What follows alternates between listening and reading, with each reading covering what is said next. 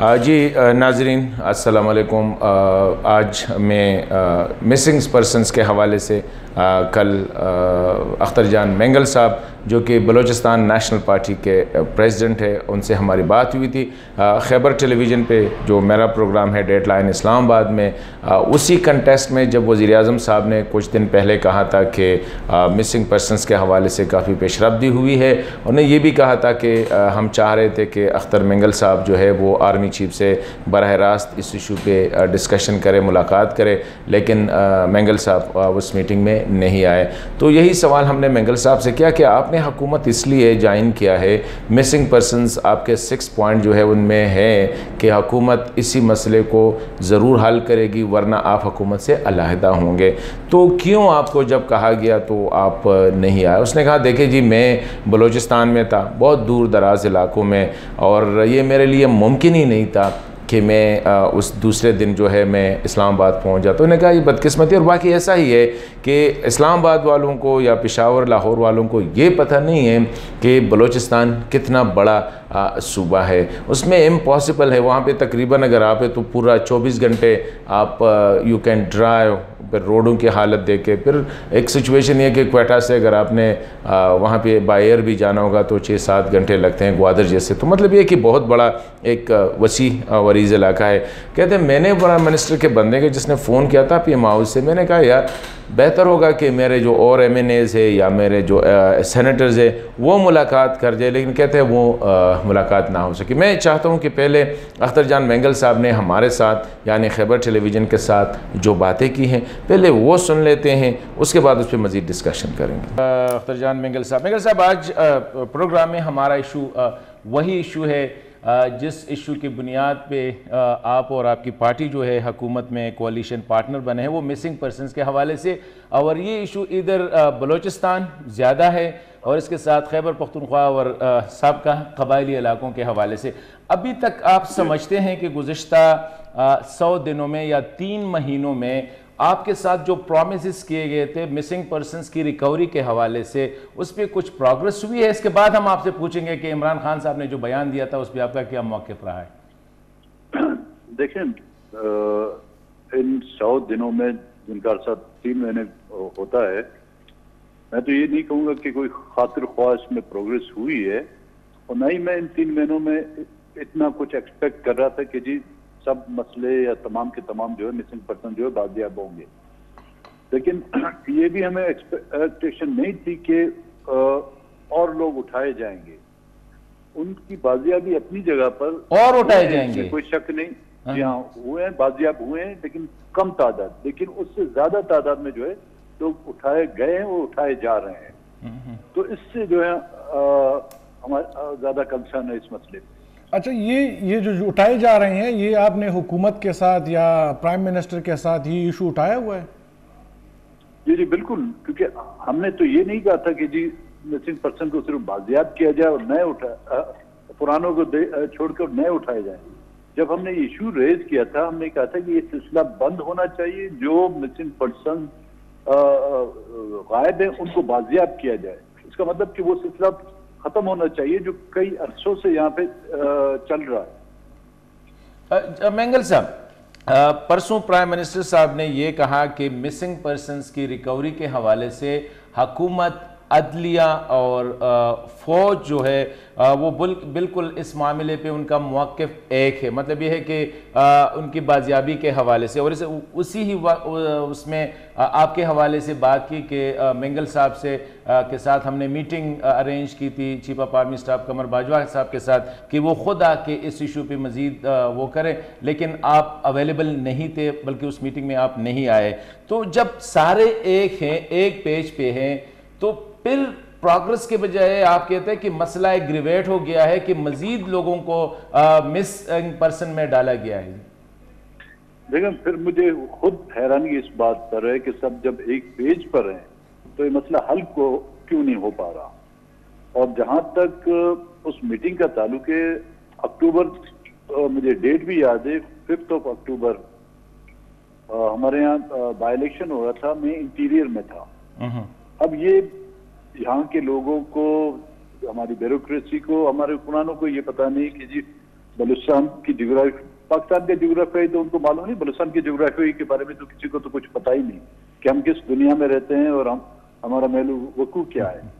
जब उन्होंने फोन किया तो नेक्स्ट डे की उन्होंने मीटिंग रखी, मैं इंटीरियर में था, तमाम अपने दोस्तों को, चाहे वो हमारे MNAs रहे, MPAs या पार्टी के जिम्मेदार थे, उनको मैंने उस मीटिंग में भिजवाया।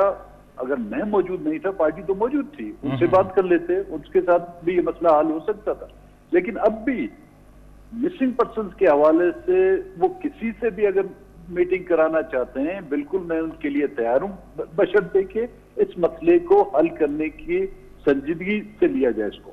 अच्छा मेंगल साहब, संजीदगी की आपने बात की, आप कोलेशन में जाहिर है आप इस बात पे भी जोर डाल सकते हैं कि पिछले दिनों जब चाइना के कौंसलेट पे हमला हुआ था कराची में, तो ये बताया गया, बल्कि इसको मतलब एक प्रोपेगेट भी किया गया कि उसमें जो लोग मुलव्विस थे वो मिसिंग पर्सन्स में से थे। लेकिन वॉइस ऑफ बलूचिस्तान ने जब इसकी इन्वेस्टिगेशन की तो उन्होंने कहा कि मिसिंग पर्सन्स की लिस्ट में ऐसे नाम है ही नहीं। तो कुछ वो लोग जो इस चीज पे एक पेज की बात भी कर रहे हैं, दूसरी तरफ इस तरह की बातें भी फैलाई जा रही है, तो मतलब फिर तो संजीदगी नजर नहीं आ रही। देखिए, मुझे ये मालूम नहीं कि वो लोग कौन हैं। क्या वो ये वही लोग हैं जिन्होंने हर वक्त इस मुल्क का जो है, जिनके पास वो प्रिंटिंग प्रेस है, जो हमेशा पाकिस्तान की वफादारी के सर्टिफिकेट बांटते फिरते हैं, लेकिन उनका अपना अमल जो है हमेशा मनफी रहा है। और ना कि सिर्फ वॉइस ऑफ मिसिंग पर्सन है, बल्कि हमने जो लिस्ट प्रोवाइड की थी गवर्नमेंट हुकूमत को, उसमें भी हमने चेक करके देखा कि इस तरह के कोई लोग जो है, हाँ नाम एक हो सकते हैं, नाम बिल्कुल एक हो सकते हैं, लेकिन ये नहीं कि हर राजिक नाम का जो है बंदा वो टेररिस्ट हो।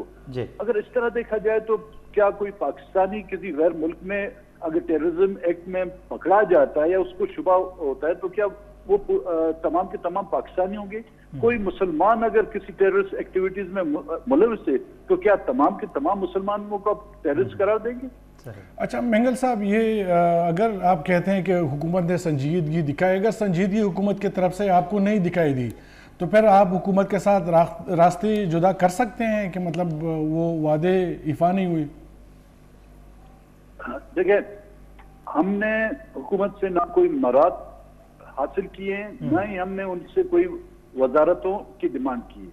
हमारे वो 6 नुकात है और उसके लिए हमने टाइम फ्रेम उनको 1 साल का दिया हुआ है।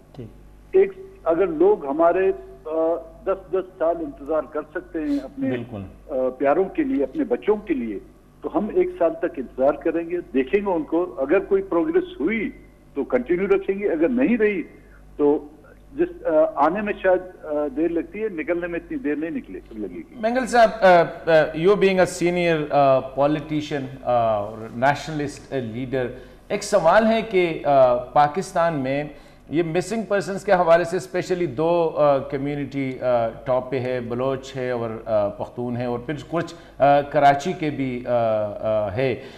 मुझे ये बताइए कि हुकूमत से तो हम, या हुकूमत के जो अहदेदार है, सियासी लीडरान हैं या सिक्योरिटी एजेंसीज के बड़े हैं, अक्सर यही कहते हैं कि ये 2 कौमें जो है बहुत ज़्यादा कुर्बानियाँ दी है पाकिस्तान के लिए, और उन पे वो तकते नहीं है जब बहादुरी की बातें आ जाए, कुर्बानी की बातें आ जाए और पाकिस्तान के लिए। फिर आगे आके प्रैक्टिकली ग्राउंड पे जो हो रहा है ये क्यों रियलाइज नहीं होता है? Is there any link missing? ये जो कुछ कहते हैं वो करते नहीं है। अभी ये मिसिंग पर्सन है, जाहिर बात है, big human issue. What is the reason? वजह क्या है आपकी नजर में, आपकी अपनी पॉलिटिकल एनालिसिस में? देखिए, इसमें सिर्फ 1 या 2 कम्युनिटी से लोग नहीं उठाए जा रहे।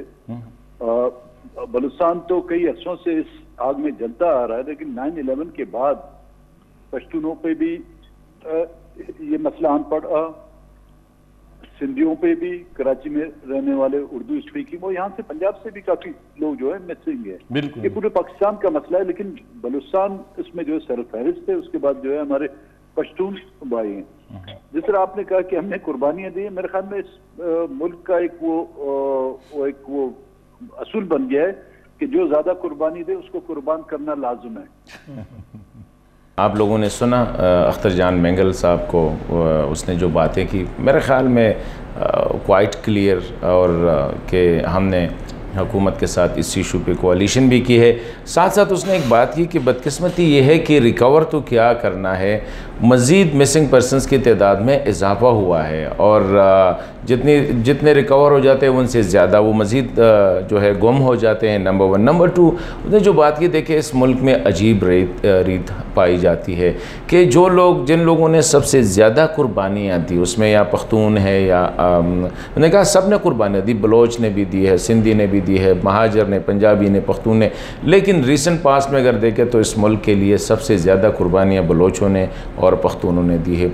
और उस पर थोड़ा इम्तियाज़ ये कि उनको मज़ीद कुर्बानी का बकरा बनाया जाता है। तो उस पर मैंने आखिर में एक शेर यही कहा था कि मकतब इश्क के दस्तूर निराले दे के उसको छुट्टी न मिली जिसने सबक याद किया, यानी जिसने काम किया उसने मज़ीद काम कर, जिसने कुर्बानी दी उससे मज़ीद कुर्बानियाँ मांगी जा रही है, उस पर मज़ीद जुल्म ढाए जा रहे हैं। तो मेरे ख़्याल में मिसिंग पर्सनस का जो इशू है, इस पर अगर वाकई जिस तरह प्राइम मिनिस्टर साहब कहते हैं कि अदलिया, हुकूमत और फ़ौज एक पेज पे है, तो फिर उसको जितना जल्द हो सके इसको हल करना चाहिए, क्योंकि ये पाकिस्तान की जो जुडिशल और इसकी जो सोशल पॉलिटिकल है फेस है, उस पर एक काला धब्बा